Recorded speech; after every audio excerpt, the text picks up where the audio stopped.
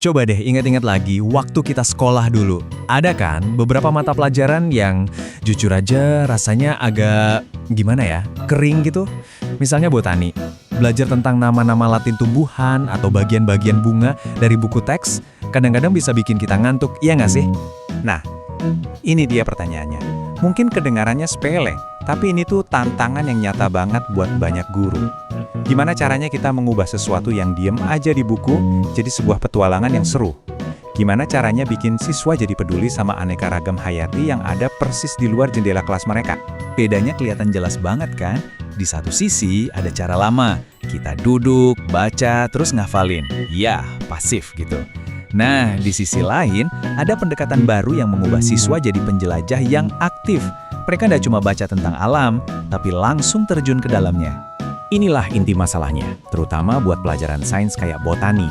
Keajaiban dunia nyata, keindahan tanaman, ekosistem, seringkali jadi hilang gregetnya pas cuma diajarin lewat kurikulum yang kaku di dalam kelas. Intinya tuh gini, waktu siswa nggak merasa terlibat, materinya juga nggak akan bener-bener nyantol. Mereka mungkin hafal nama tumbuhannya, tapi mereka nggak bener-bener ngerti atau peduli sama ekosistem di sekitar mereka. Nah, inilah masalah yang mau dipecahkan. Dan disinilah solusinya muncul. Sesuatu yang sebenarnya kita semua udah tahu dari kecil. Bermain itu punya kekuatan yang luar biasa. Tapi gimana kalau kekuatan bermain itu kita pakai untuk tujuan pendidikan yang serius? Eits, ini bukan sekedar main-main tanpa tujuan ya. Pembelajaran berbasis permainan itu adalah sebuah strategi yang dirancang dengan sangat teliti. Tujuannya adalah menciptakan suasana di mana siswa saking asyiknya main, mereka sampai nggak sadar kalau lagi belajar banyak hal. Dan penelitian juga membuktikan loh, waktu belajar rasanya kayak main, minat siswa itu langsung roket dan fokus mereka jadi lebih tajam. Mereka nggak lagi cuma ngapalin fakta, tapi juga ngembangin skill observasi dan berpikir kritis yang bakal kepake seumur hidup. Oke, teorinya kedengeran bagus, tapi gimana praktiknya di dunia nyata?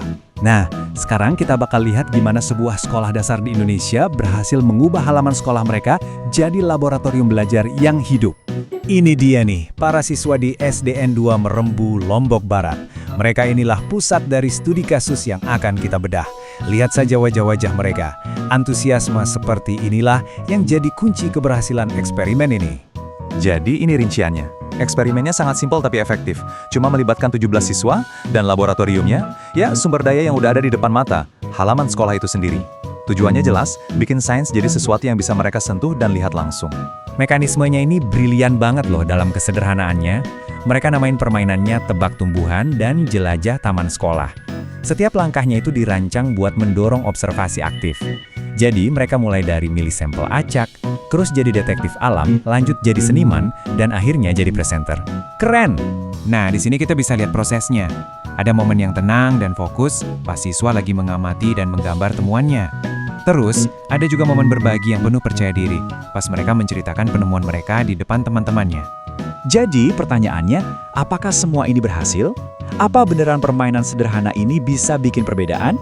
Yuk kita lihat hasilnya. 31. Itulah jumlah spesies tumbuhan termasuk herba, semak, dan pohon yang berhasil diidentifikasi sama anak-anak ini di halaman sekolah mereka sendiri.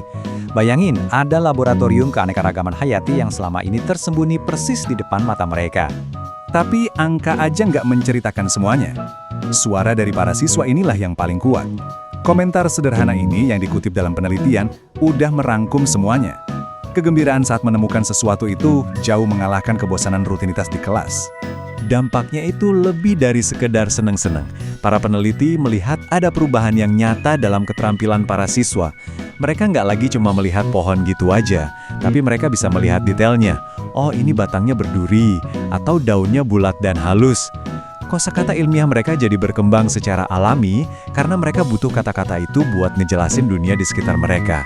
Jadi, apa yang bisa kita pelajari dari eksperimen kecil di sebuah taman sekolah di Indonesia ini? Wah, ternyata implikasinya besar sekali. Inilah pelajaran utamanya. Pengalaman langsung itu nggak ada tandingannya. Waktu siswa bisa menyentuh, mencium, dan mengamati alam secara langsung, rasa ingin tahu mereka itu terpicu dengan cara yang nggak akan pernah bisa ditiru oleh buku teks manapun. Dan ini cakupannya lebih luas dari sekedar pelajaran IPA. Coba deh bayangin, belajar sejarah dengan memerankan kembali sebuah peristiwa di lokasi aslinya. Atau belajar geometri dengan menemukan bentuk-bentuk di arsitektur sekitar kita. Prinsipnya sama, ubah proses belajar jadi sebuah petualangan. Jadi, saya akan tinggalkan Anda dengan pemikiran ini. Studi kasus ini mengingatkan kita bahwa peluang untuk belajar itu ada di mana-mana. Mungkin saja, sumber daya pendidikan terbesar yang kita miliki bukanlah teknologi terbaru, melainkan dunia yang ada tepat di luar pintu kita.